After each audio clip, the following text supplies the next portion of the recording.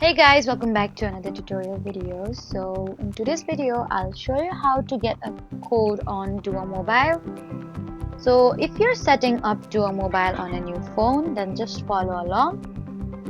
First, the QR code isn't generated inside the Duo Mobile app. Instead, you need to sign in to the website or service that uses Duo authentication and open your account security or two-factor authentication settings. Then you should choose to add, activate or replace your Duo Mobile device. The website will then generate a unique QR code for your account. Then you can open Duo Mobile, then tap on Add Account and scan the QR code to finish linking your device.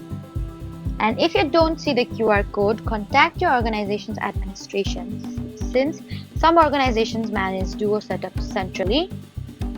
So that was how to get a QR code on Duo Mobile. Don't forget to like, comment and subscribe for more helpful tutorials. Thank you for watching.